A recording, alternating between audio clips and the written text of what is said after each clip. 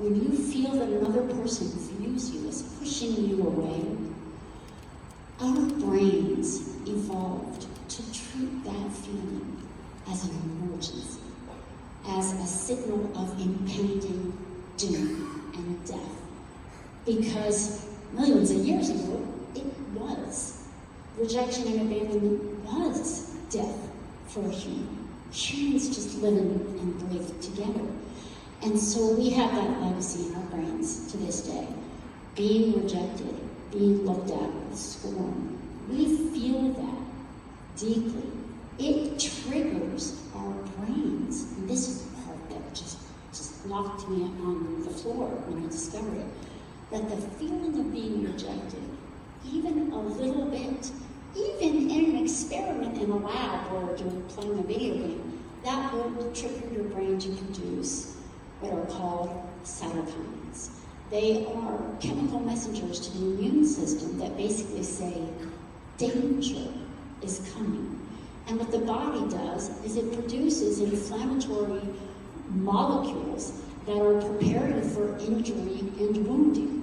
Right? That's how the body heals, inflammation. But when inflammation is chronic and systemic, as happens for populations that are under constant threat, those inflammatory molecules actually contribute to your risk of heart disease, diabetes, Alzheimer's, frailty, suicidality, and depression. Rejection is a bodily state. And so safety and inclusion is also a bodily state. And one of the most important things you can do for your health is actually connect meaningfully with one another. And here's the thing, being safe with another person doesn't mean you agree, right? People say, how can I feel safe with family members that have a very different view of what we're going through as a family? Safety means, even if we don't agree, I am still right here. I'm still here, I'm not going anywhere. So safety doesn't mean you agree. It doesn't even mean you understand, right? Maybe you will never understand someone else's views about some of these things in your family. You can be a safe person with them, even if you don't agree and you don't understand. Safety is about feeling that you matter to another person, that they can't help but be affected by what happens to you because you matter to them.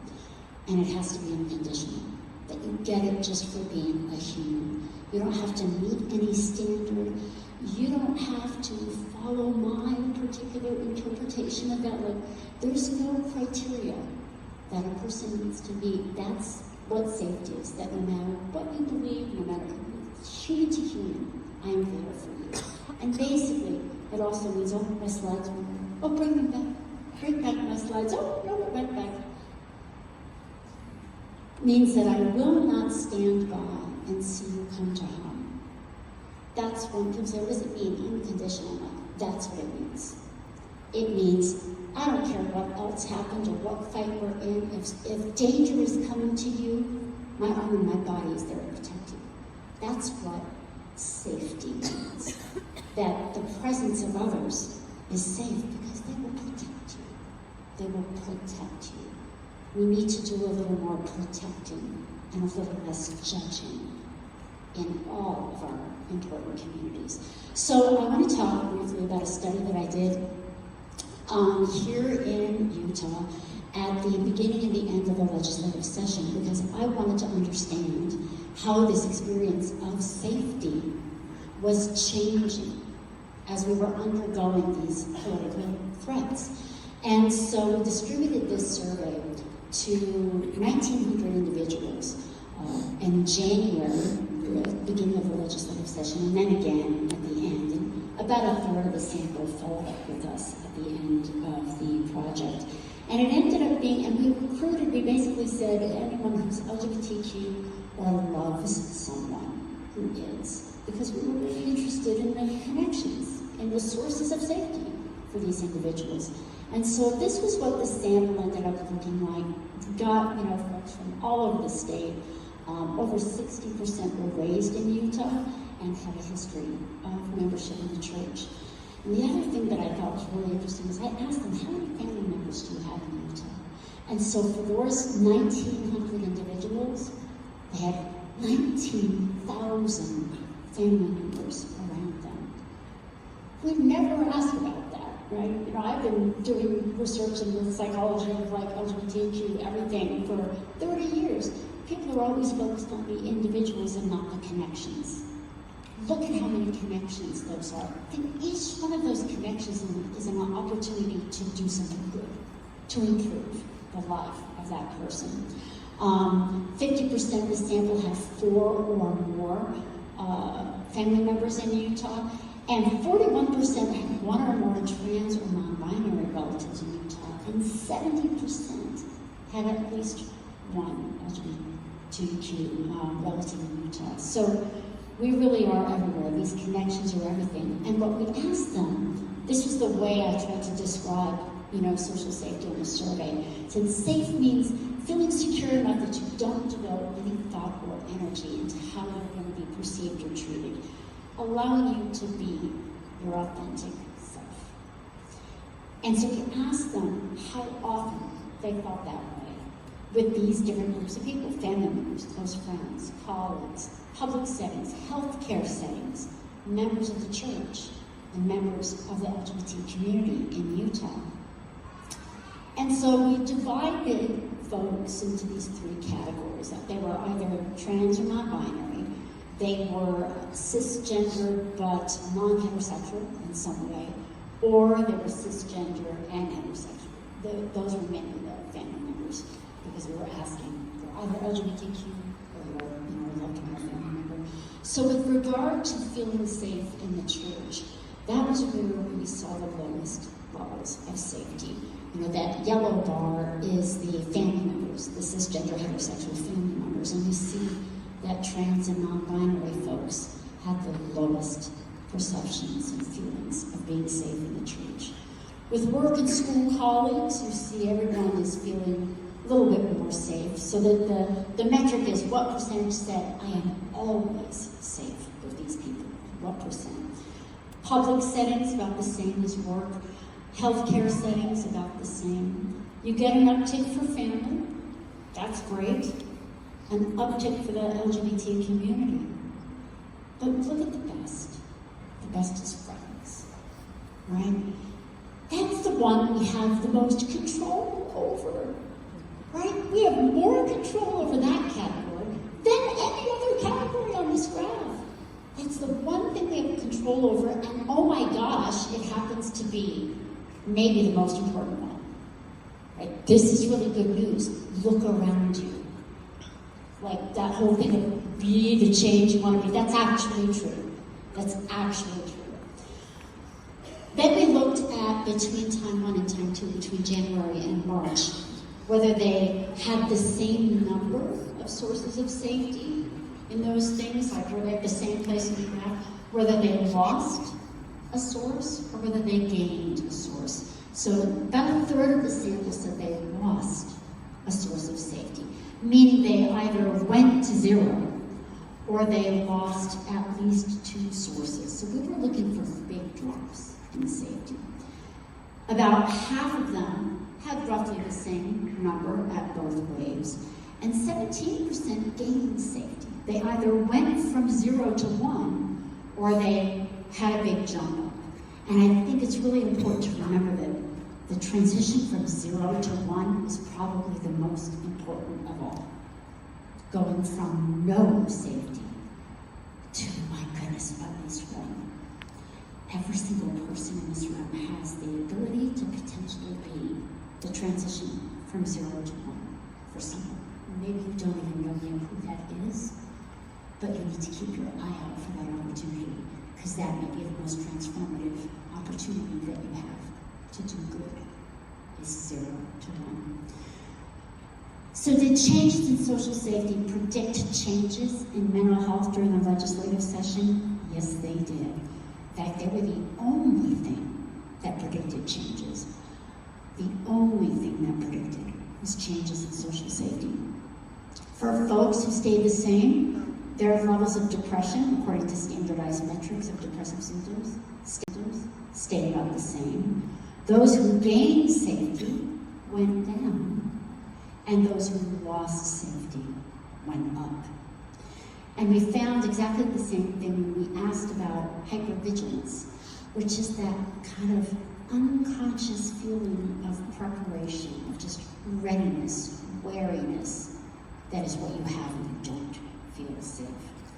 And we found that again, if you stayed the same in terms of your sources of safety, your levels of vigilance stayed the same. You became less vigilant if you gained safety, and you became more vigilant if you lost it. We also asked them how much they expected good things to happen in their life, and we see the same pattern. Individuals who lose social safety don't just feel bad, they expect bad things in the future. It's not just about how you feel now, it's your expectation of what's going to be available for me. Who's going to be there for me in the future? The other thing we found that really surprised me was that the biggest changes in mental health, the biggest increases in depression and vigilance were found in the cisgender and heterosexual family members. They had started out better, but by the end of the legislative session, they were down around the level of their family members. So the family members are taking on some of the vigilance around the level of their family members.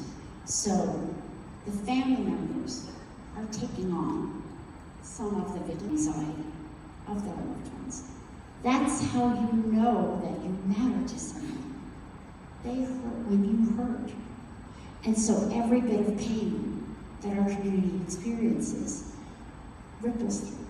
It ripples through everyone that cares.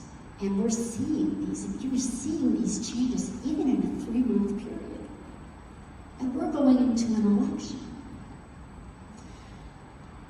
The toll of an anti-LGBT climate extends far beyond what most people define as the LGBT community. And so, I want to leave you with some homework.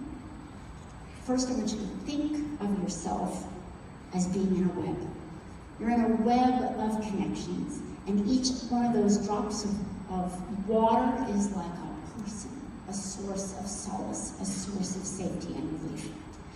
And you are at the center of your web, with nodes all around you, but you are maybe on the edges of somebody else's web. And maybe you're a part of thousands of them. You don't even know which ones. You're a potential drop of water for everyone that you are connected to. Every single one. And so when we think about nurturing our connections to one another, don't just think about the people most immediately around you. Go one step beyond, because those friendships are often the most sustaining. And we kind of sometimes give them short shrift. Think about the way we talk about friendship. We say, we're just friends. Oh, great. Well, thanks a lot for that. Friendship is some of the most nurturing connection that we have. So, look at your own web. Pick one node and nurture it. Find one person that's like, you know what, I'm gonna be a more reliable and a safer person for that person. And make sure they know it. It doesn't matter if they don't know it. And it doesn't have to be a big deal. It can be like, you know, I really want you to know that you could call me at 3 a.m. and I would pick up. Just want you to know. Everyone needs someone like that in their life, and I'm willing to be that for you. Just want you to know that. That is a transformative thing. More than you know. That's a neurobiological intervention. When you do that, you are changing that person's brain state. Think about how easy that is. Take your friendships seriously, right? We saw that is the most powerful form of safety. It's the one thing we have so much control over. Here's another thing, and that's part of your homework. Ask other people to help you or protect you when you need it. Asking for help not only makes you feel safer when they give it to you, it actually makes them feel safer with you. There's like a magic brain jujitsu about this. Being asked to give support actually makes you feel more supported. And so if you want to be a support to the people around you that are vulnerable, make yourself vulnerable with them. Ask them to make the friendship bi-directional. That makes both people feel safer. I rely on you because I know that you can rely on me. So create those reciprocal relationships and look for opportunities to be vulnerable with the people that you want to make safe. Don't deny your friends the honor of showing up for you and being there for you.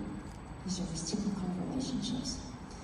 So I wanted to end by talking about data, and that we're going through so much right now, so many changes. We are in uncertain waters in terms of where our community is, politically, culturally, you name it. And when you're in uncertain waters, you need a roadmap. And right now we don't have one. This population is so different from it was 20 years ago. 1 in 5 Gen Zers view themselves as somewhere along the LGBTQ spectrum. That's unprecedented, the change. Information, visibility is all matter. We have a different population. We don't know what we need, and we especially don't know here in Utah. There are so many, every single person in this room probably had such a different journey to getting in this room. There is no roadmap for doing the sorts of contradictory, challenging acts of love that everyone in this room is engaged in. We don't know how that's done, but you know what? There's a lot to learn from that. Utah is a really unique place. Everyone here knows that. And what we're trying to do in my lab and with my team is to try and identify when those connections work. How do you actually create more safety in a community, especially a community that's been ravaged by the pandemic? We're all more disconnected than never before. What works? The only way we're going to find that out is by talking to people over time. And so what we're going to invite you to do is to sign up to receive information about potentially enrolling in this study and allowing us to check in with you once a year, find out how your connections are going, and to involve members of your family and your circle in the project. Time is what's going to tell us the most, and so we want your attention and your time. We're also going to be doing another pulse study to see where people are getting their safety, whether that safety changes, and who's doing well and who's doing not. So with that same QR code, we can send you information about that. I want to end by talking a little bit just about the word community. And we often think about community as being similarity or identification. Community really is about extending that human connection to one another. The quote I was going to read you from my phone, but I think I remember enough of it to sort of improvise it. This is from my collaborator and my dear friend Scout, the director of the LGBT Cancer Network, who's currently living in his mother's independent living community, taking care of her because she is really struggling with pancreatic and lung cancer. And this time that he has been spending in this community, and he's a trans man, and so he has no expectation of feeling the warm embrace of his mother's community. There's a little awareness there.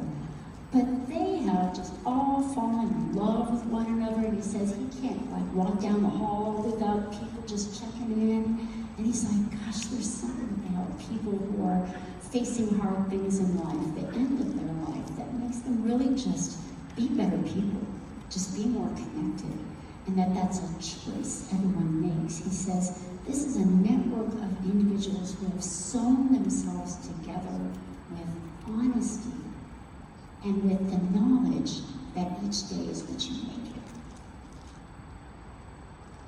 That's what we're talking about. And every single one of us has the ability to create that for each other. Thank you very much.